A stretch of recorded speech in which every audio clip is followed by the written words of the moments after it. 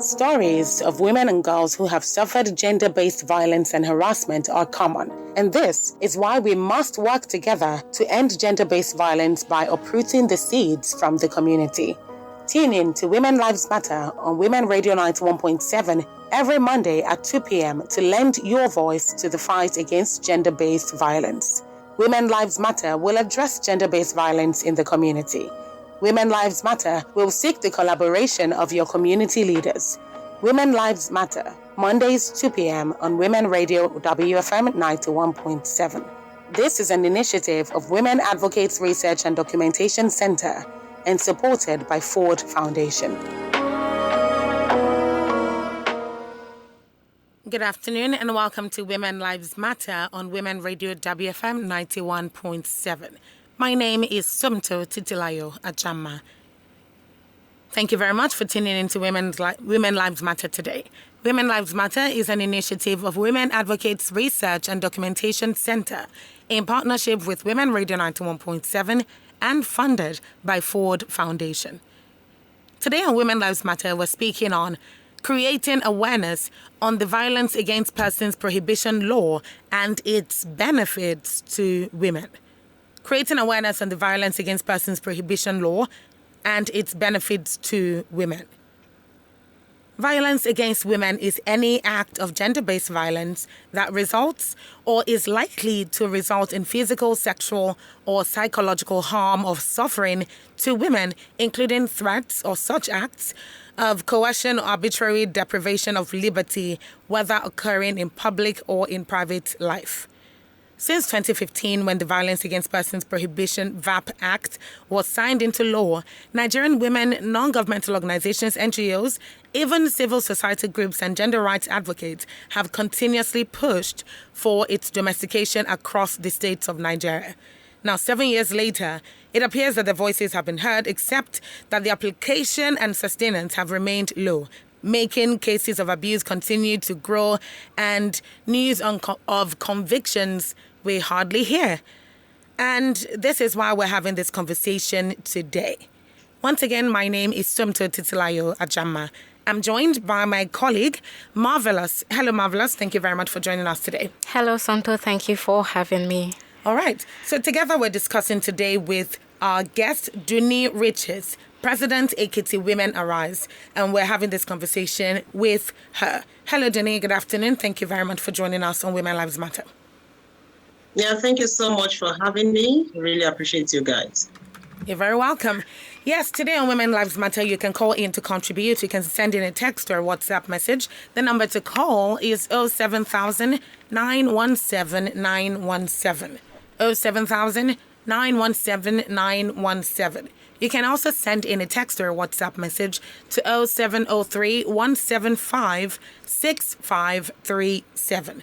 0703 175 6537. You can also listen via the website www.wfm917.com, or you can download the Women Radio app WFM 917 on Google Play Store and on iOS. Once again, Women Lives Matter is an initiative of Women Advocates Research and Documentation Center in partnership with Women Radio 91.7 and funded by Ford Foundation.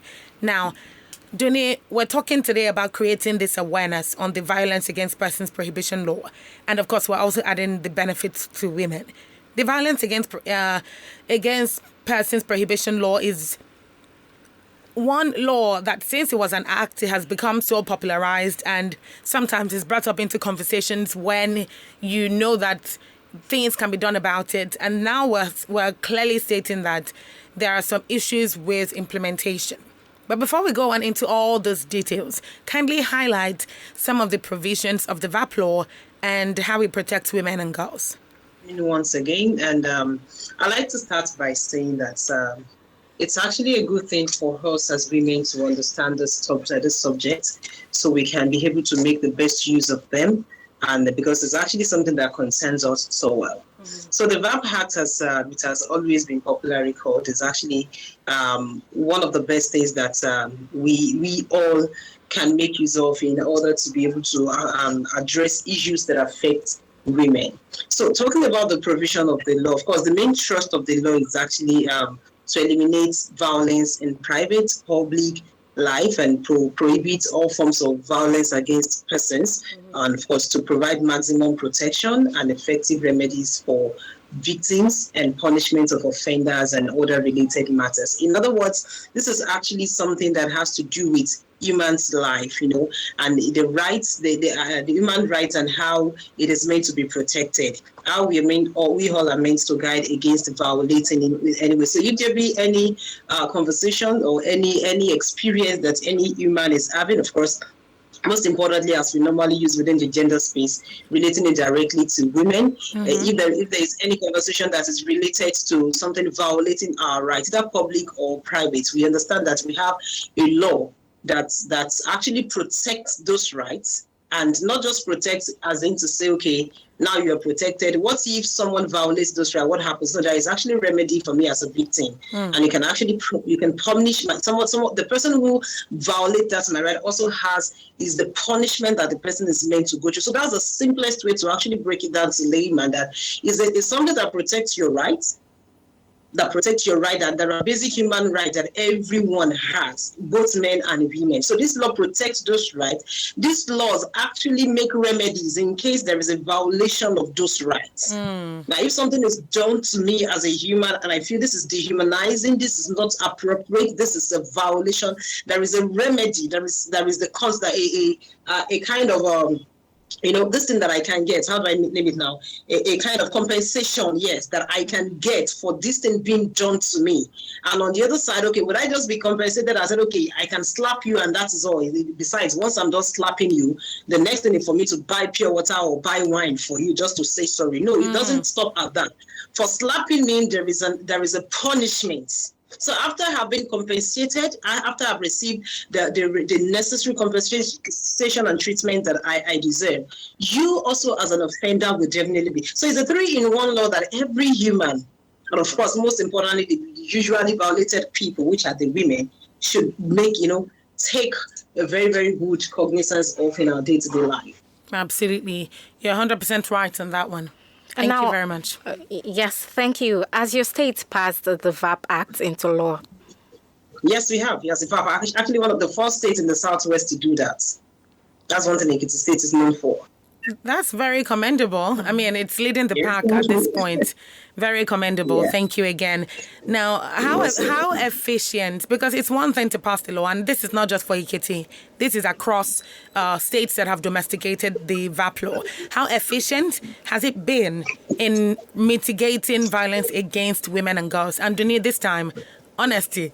And the reason I'm asking for honesty is because sometimes we know that if these things are properly implemented, there will be a lot of change within the space of, within the cases and frequency of gender-based violence cases. So how efficient would you say that this has been in mitigating violence against women and girls? Now, thank you for the question. Now, for the sake of posterity, yes. Because most often when we want to talk about things like this and how, because we can't talk about the implementation of laws and not talking about the involvement of the government. That's so true. For the sake of the goodwill of human, my state leads when it comes to implementation. Now, I mean this with all sense of responsibility and my personality attached to it. Now, Ekiti State is a state whereby even a mere bike man who is conveying a female passenger from one place is afraid. I'm saying that without saying he's afraid of just treating or talking to the women anyhow, because of course we have one of the major things that made this happen to us politicking. Of course, let's remove politics and every sentiment here. One of the things that make this happen is that we have actually, of course, the first in Africa leading our state, the first lady, the immediate past first lady of the state, being one person who is particular about this.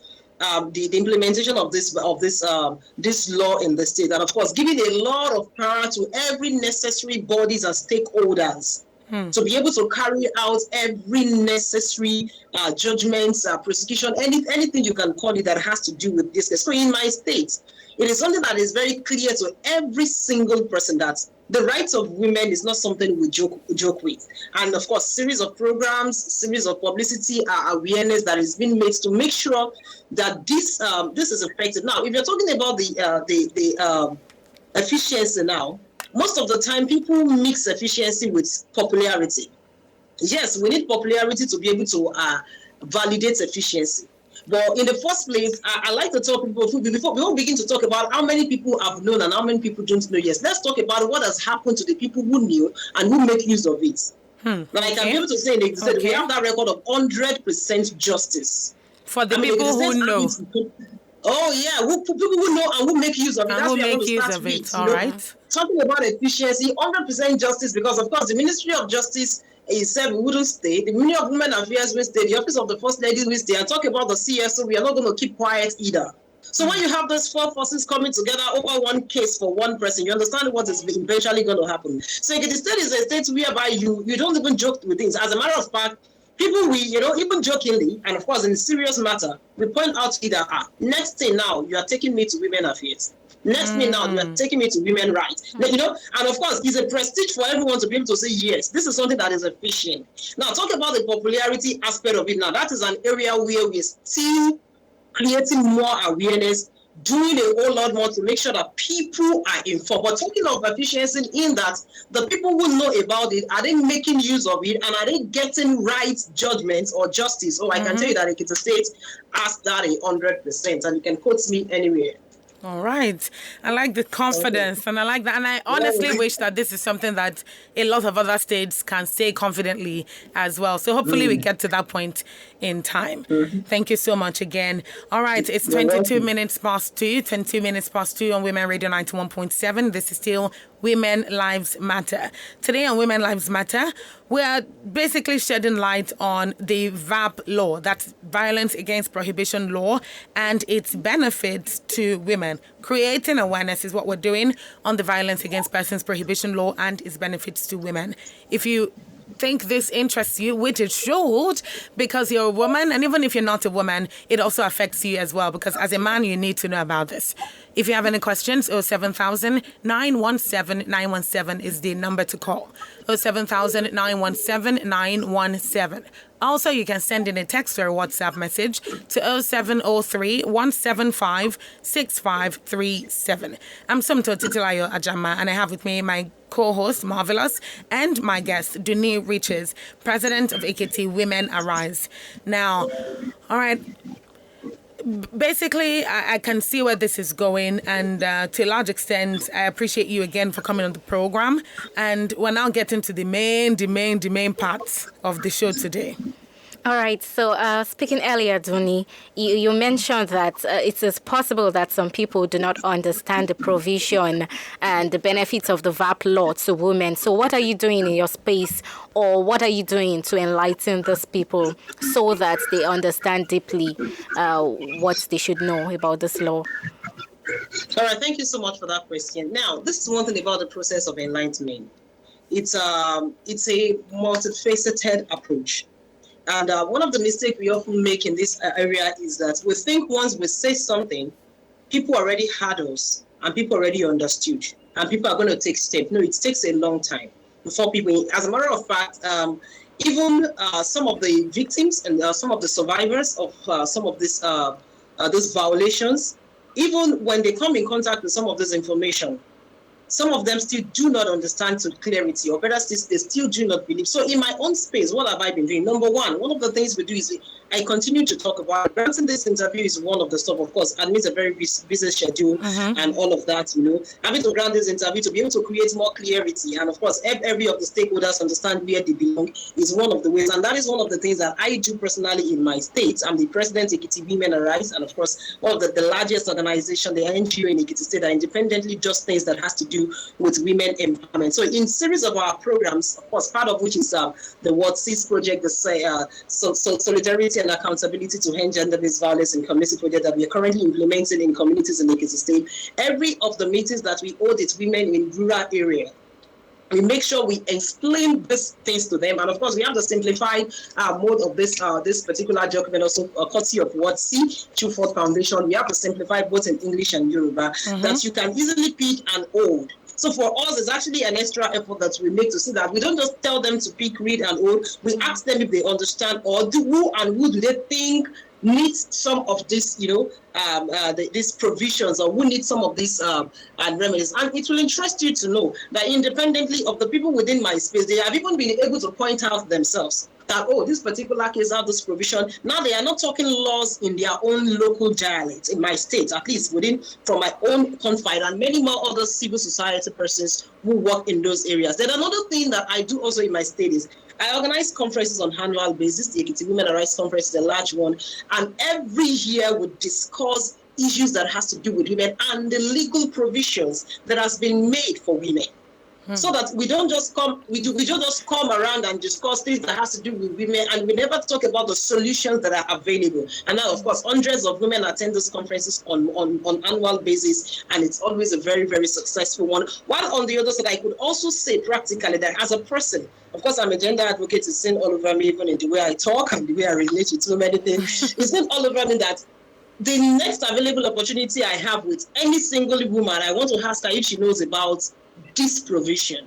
And it has gone a long way to be able to prefer solutions, to persons whose rights has been violated in one way or the other. So let me just mention that as the few, and we can move on from there.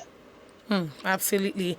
Thank you so much once again, Junie. So we're still talking about this, and I want us to spend a bit more time talking about this particular understanding. So you said you have spoken to, or you continually speak to women in the rural areas, or women from the rural areas. Do you think they understand? Yes. Do you think they understand this, and do you think they know how to apply it if they need arises? Oh, yes. Now, talking about application, that's the process we are still helping them with. Because a lot of them still believe that from experiences that we have gathered on the field, most especially women in the rural, it will interest you to know that not just women in the rural area alone, even women in urban centers, they still find it difficult to apply the laws. And I'm gonna say this. Let me use the term that is commonly used there. They call it the Nigerian factor, though I don't want to assume that anything not so good should be ascribed to Nigeria. But the way they say it, you understand? Yes. Nigeria, which is actually some of the doubts that they have within the possibilities. Like, if I truly come to report that someone just violated my rights, would I truly get justice, or will I get humiliated? It happens. It faces us all the time. As a matter of fact, we have people who, of course, we're providing support for to be able to get justice as they've been violated, and you still see them drawing back. And you can understand that this is simply because they still do not have enough confidence. Now, like I said, efficiency is in phases. And that is where we must always take our time to gather required data. We have to be able to check, do they know is different from, are they ready to respond? So they might know and not be ready to respond. And if they are not ready to respond, it's not late for us to sit down to ask questions. Why are they not responding? Why are they not making use of the law? So I can tell you right now that from the field, a lot of people who have not come in contact with successful justice still feels within them that, it's actually going to be one of those things that will happen once you report, because of course you can't carry out this some of these steps without the law enforcement agencies. And that's where I'm going to be calling out on our law enforcement agencies in this nation. So please, let's work hand in hand and let's support this process, because some of the women in particular now has this fear that even if the case is being, of course, handled and all, the CSO takes it up, they're ready to provide all the necessary supports, they know all of the procedures, and they're ready to back you up, we will still pass through this gateway of the law enforcement, of the police. And now when you get to the police, someone richer than you can come and pay out of the case and all of those things. And that's the reason why in our efforts to make it efficient, we are ensuring that our security agencies are duly carried along. Of course, there is a place where their own portion, of course, is being accorded to them within the law. But because as a security personnel, you aren't doing what you are meant to do in the area of securing justice as necessary, the law definitely has a provision for you. So, but as much as we're doing that, we still have a lot of withdrawal within women. And it makes us always tell them, listen to this. One of the things we need you to know, because, okay, let me cite a practical example. Sometimes when we work in communities, you hear traditional leaders telling us So when you pick someone who violates a woman's rights, most especially rape case as it is, of course, the penalty for rape case is actually 20 years of imprisonment and many more of that things. Those are the or sometimes even life imprisonment. The next question they want to ask you is, if somebody does it, will you send the person to jail? Even the traditional leaders, you can see their reluctance, like, oh, I don't want everybody in my village to actually go to jail. To prison, it is now our own efforts to ask them that, okay, do you want every woman in your community, do you want them to be suffering from one pain of violation or the other? Pick one. Either you allow the criminal in your village to go to jail while the rest will learn lesson and they will become gentle.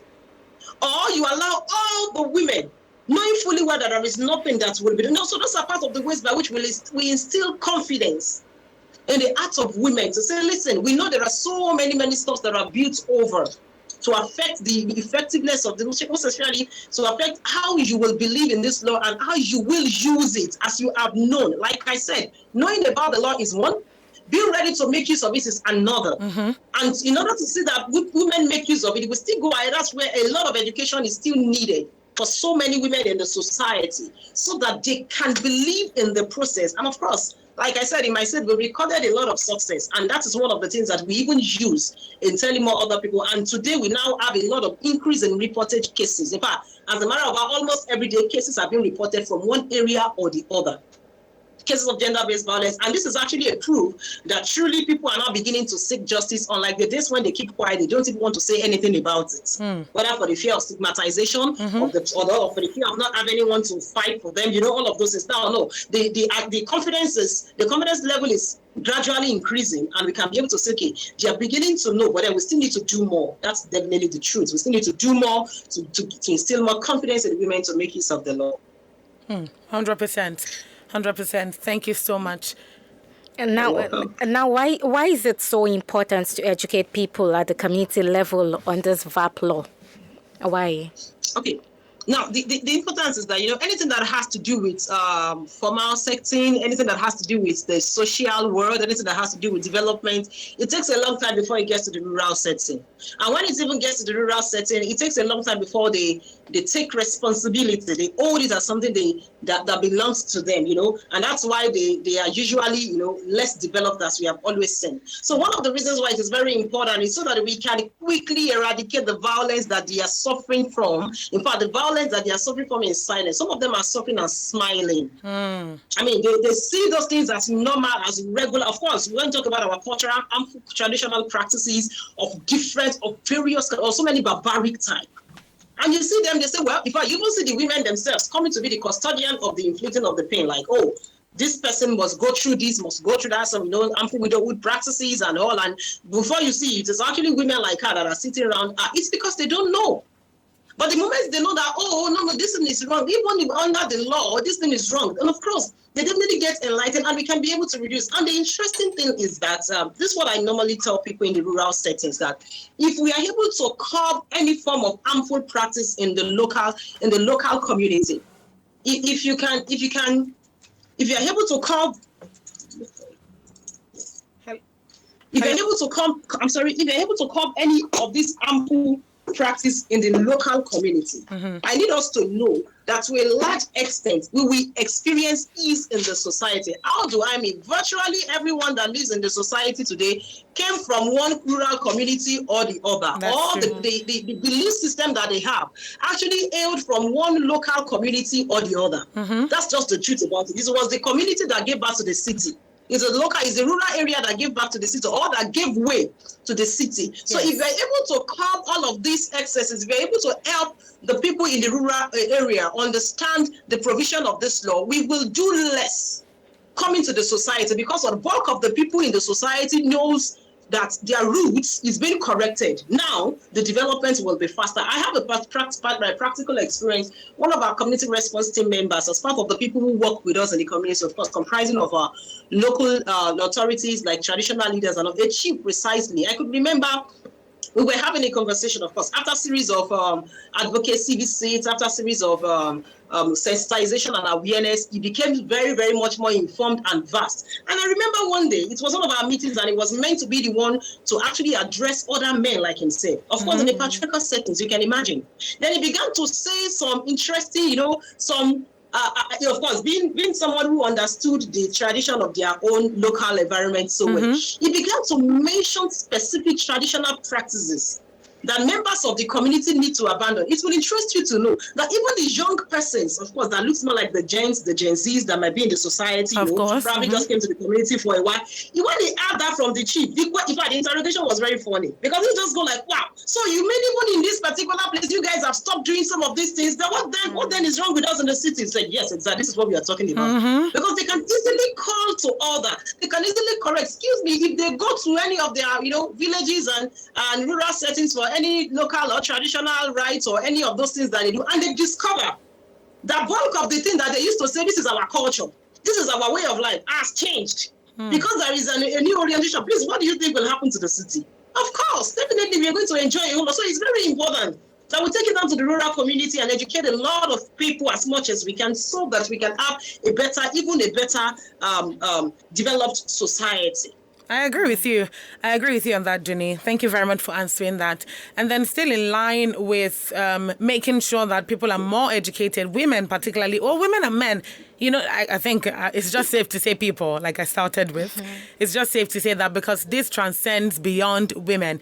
So in line with that, particularly at the community level, how can we consistently educate these leaders, such as the man you gave in your example, and such as the Iyalojas and the Iyalodes of these communities, on the need to consistently talk about this, particularly with the consequences of these actions, consistently talk about the VAP law, but with more emphasis on the consequences, so that people know that when there's a law, there's a consequence attached to it? Thank you so much for the question. Very, very simple approach. Because one of the things I discovered about bulk of this Iyaloja, the Iyalodes, the traditional female leaders, as we often call them, is the fact that they knew that something is wrong. They themselves are thirsty for the changes. As a matter of fact, one of the things I always ask personally, directly, whenever I have to meet with them in their clusters, is that how many of you women here is willing that your daughter will go through the same thing that you go through, whether in your marriage or in the society? And of course, you see them crossing a no, very beautiful one. So where do we start from? Educating and sensitizing the women themselves and constantly educating them in that we keep meeting with them in their clusters. Some of the experience that we have had is once we are done with this group, before you know what's up, they themselves start calling us. Please, when are you going to come to this particular group at Tisaleodo? We want you to come and help us talk with them and all of those things. You can see that they are enjoying it. And I like to say this to my co-civil society practitioners, that sincerely speaking, we've got to speak their language. Oh, no, we don't go there looking to them as though we are some foreigners. No. I personally have a culture that when I'm going to a particular community, at least one or two words in their local dialect, I speak it before you know what's up, they feel accepted. That's community entry level, of course. And before you know what's up, they are ready to relate with you, and you are ready to relate at their level, as though you are passing through the exact thing that they are passing through. With that, the information will sink in, and you will see them even inviting you more to be a part of their communities. Before you know what's up, they start giving you chieftaincy title. I tell people, my dear, they give you 100, collect, because for every of the chieftaincy title, that is a platform for you to be able to contribute to the development of those communities when it comes. Whether or not you are from that town doesn't concern anybody. Then another thing also is to see how they, will celebrate every of the little effort that they make in informing the younger persons about those provisions. Now, some of them in their own little way, one of the things I do often is I tell them, by the time we wanted to hold some other meetings, I tell them to recommend the people that they think should be in the other meetings that we have to do. And of course, joyfully, you see them mentioning many more other people. With that, we will be able to get to know more people that we didn't even pay attention to. We give them the opportunity to take ownership.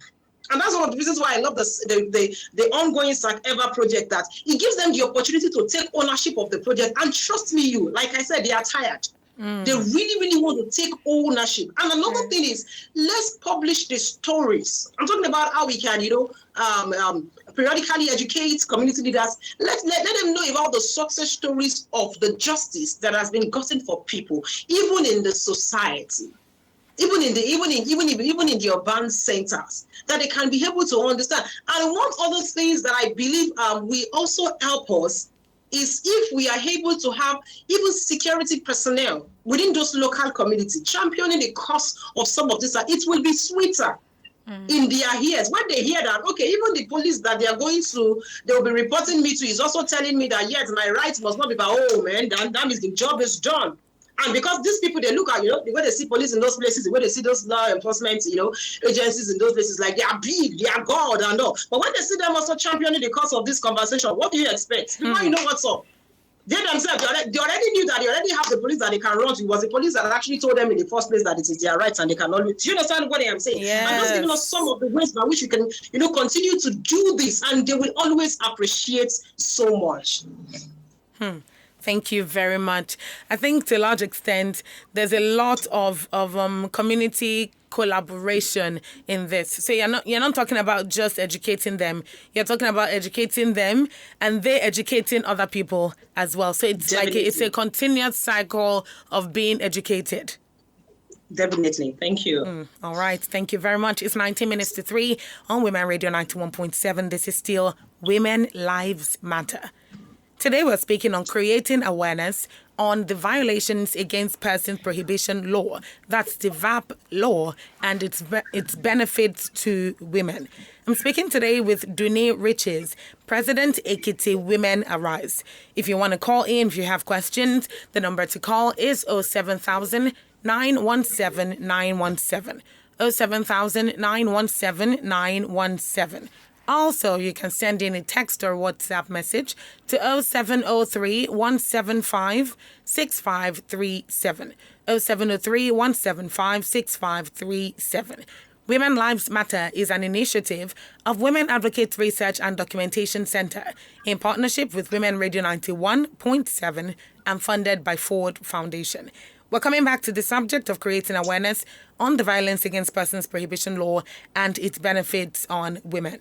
So, and anyhow you look at this, anyhow you spin it back and forth, there's one understanding, which is the aim of ending gender-based violence. That's the short form of the general picture. Am I right, Denny? Yeah, you're very correct. So since we're on the same page with that, and let me just ask you this about dissemination of information. So you spoke about communicating with rural women. They also communicating with other rural women within their community. Do you think that more people or more states need to domesticate this VAP law and disseminate this information, share this information, spread this information in graphics and in local languages so that more people in the community can understand it? Do you think that would be an easier way of getting the job done? Oh, yes, of course, definitely. Because the truth is this set of malady that, of course, which is actually the violence that is being committed against women, is not something that is restricted to a particular local setting. It's actually a general thing. It's a worldwide thing, But let's bring it down to Nigeria. Exactly. It's a national problem. You understand? It's a national problem and it should be treated nationally. I remember there was a time, I think a body of women, the feminist group, I think, were blacklisting, of course, where, we're doing the all of shame for the states who refuses to process some of those bills and all. And these are some of the things that we actually really need to all take collective responsibility of. Because if my state, for instance, if I say in my state, it is a state, now we have passed this. Okay, it's an opportunity, or it's purposeful that I live in Ekiti State as an indigenous of Ekiti State. But what if my state, as in the state that I'm from, passed it, and I choose to live in Lagos, or I choose to live in Abuja, or I choose to live in other parts? I'm so informed, right?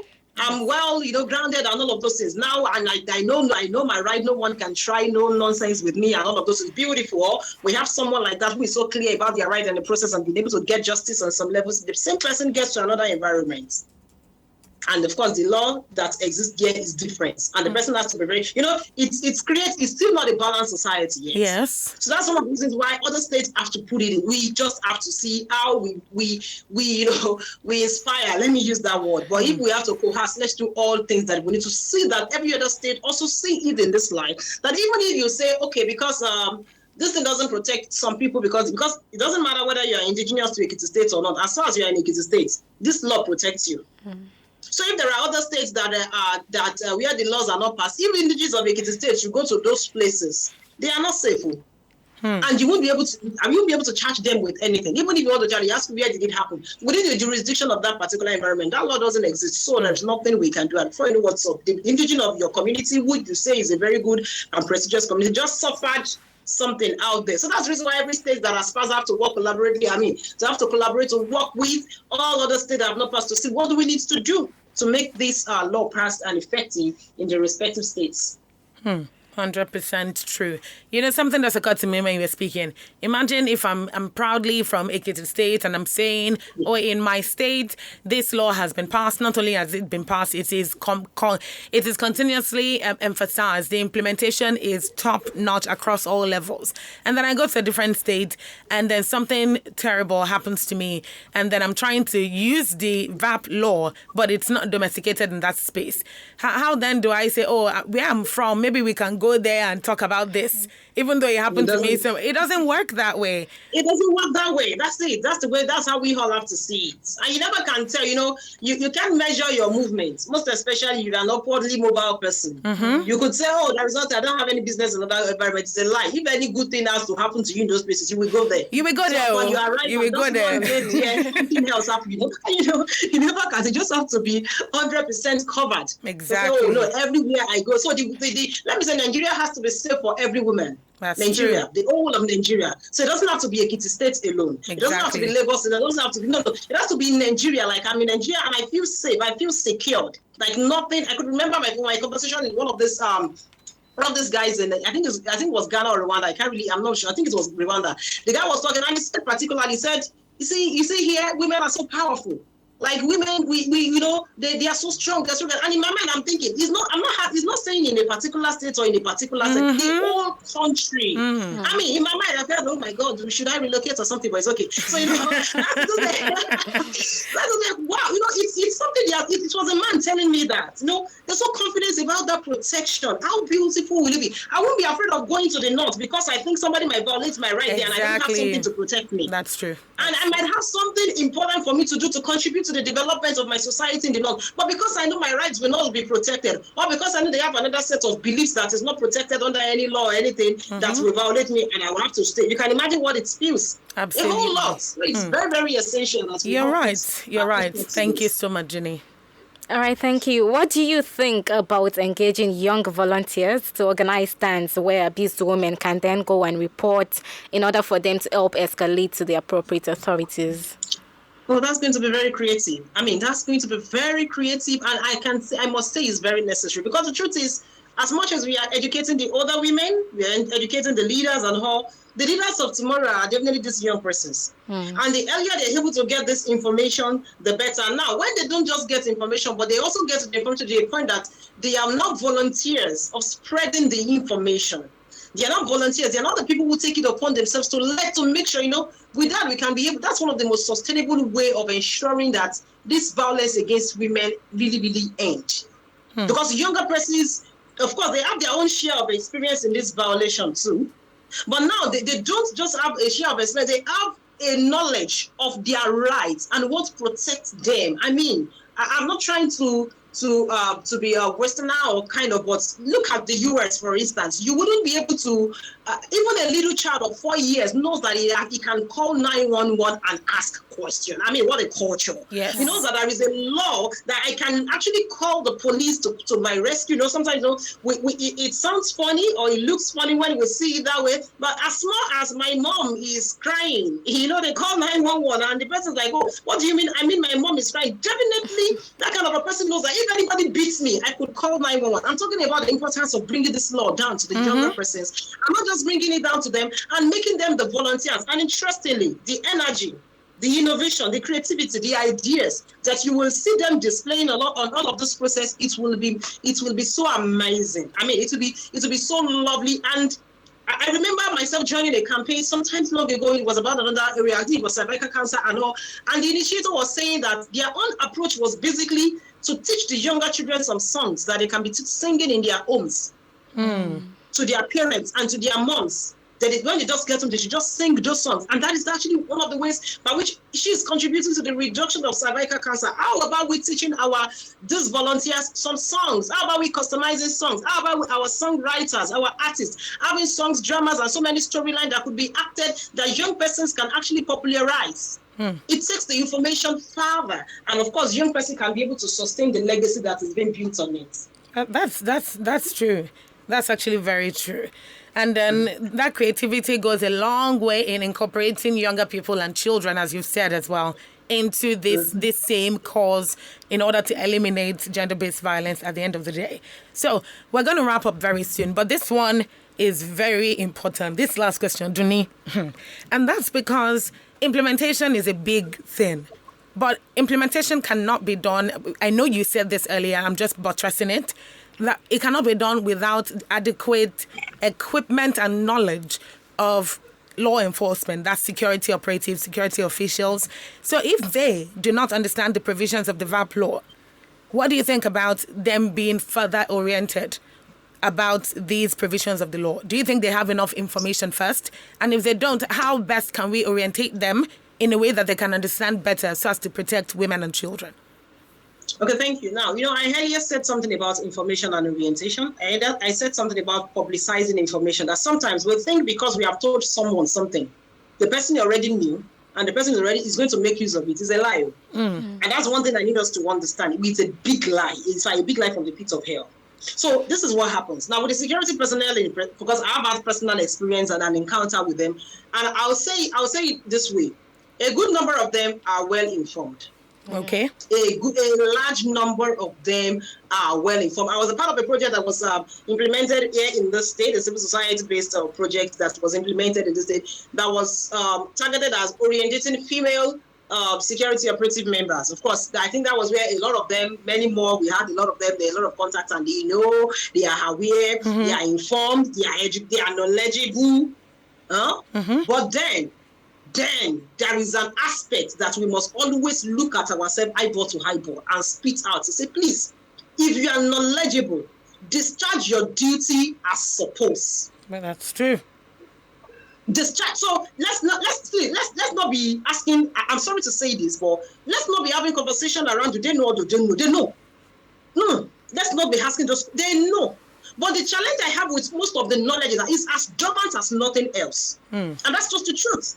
Until there is someone with stronger force, I tell people, listen, if you need to see me to take the proper action, then you don't know what you are supposed to do in the first place. Then you are not doing your real job. What if I'm not there? What if Junior Riches is not there? What if AA is not there? What if is not coming? What if Ford Foundation is not coming? What if BCFIME is not coming? What if it's just an ordinary child, ordinary girl that doesn't have a name, that doesn't have a voice, what if she just walk up to you and say, help? I don't know if you understand, because sometimes some of the things that we experience with security operatives is because the persons are not known figures. They easily sweep the cases under the mats. And that's one of the areas I mentioned earlier. Some of these people in the rural area, they find it not so, they're not so bold and courageous because they don't really have much resources. They are low-income earners. They don't really have much. The little that they have, I've had people told me categorically, like, we're trying to seek, we're trying to help manage one of their cases, very, very pathetic case at that. And of course, we were all out on our team. We were all out to the woman. What are you saying? What did you say happened and everything? And I tell you the real truth. This woman goes, I don't want problem. The little money that I have, I just want to be spending it on eating and be covering my head and be making money. And we are like, you don't understand. We're not telling you to bring more money here. We are even ready to do everything that is necessary for you so that you can get this justice. And the woman goes, police have come here. They have done, oh my God. At that point, I became calm. More like they are threatened. So if they feel threatened at that level, how then do you think it's possible for them to be able to assess one security personnel and say, approach rather a security operative and say, something happens to me, and I want to come and report here in this place? And how much do you think they can't do that? Because these people, to a certain extent, they don't discharge their duties right. So people that they know are not informed. So the information that you have or the understanding that you have is useless if you can't use it in the favor of the people you are meant to use them for. And that is where we still need to do a lot more. A lot more to see that we are watching our security operatives. We are watching the security personnel right and left, their fingers and toes. To see that if you don't do what you're supposed to do, we ourselves, we are watching you to see that our own work is even to be watching whether you're not doing what you're meant to do. We are not even helping you do what you're supposed to do. Absolutely. We are just watching and try to take one of, we know what you are supposed to do, all the steps that you're supposed to take. Miss one of the steps and see what will happen. Thank you so much, Denny. And that's the function of the civil society, to be a watch over those security operatives. Exactly. And I'm really glad that we had this conversation today, because this just further emphasizes the need for security operatives to take this more seriously, and the need for we as people to hold them accountable when they don't. Thank you very much, Denise. Thank you for spending time with us today on Women Lives Matter. It's a pleasure. Thank you so much once again. Please enjoy the rest of your day. All right, and you too. Bye. Bye. So, Nigerian government and key stakeholders need to take this very seriously. And we say very seriously without mincing words, because the very lives of women and children, women and girls, matter in this case. Thank you very much to my guest. Thank you very much to you for tuning in. And of course, thank you very much to Marvelous, my co-host today. You'll be hearing Marvelous's voice a lot more in the course of programming on Women Radio. Thank you very much as well to the producer, Elizabeth Akwerigbe, and Executive Director, Tom Okewale Shonaya. Women Lives Matter is broadcast every Monday at 2 p.m. on Women Radio 91.7. So let's join our hands together to end violence against women. Women Lives Matter is an initiative of Women Advocates Research and Documentation Center in partnership with Women Radio 91.7 and funded by Ford Foundation. My name again... WFM 91.7.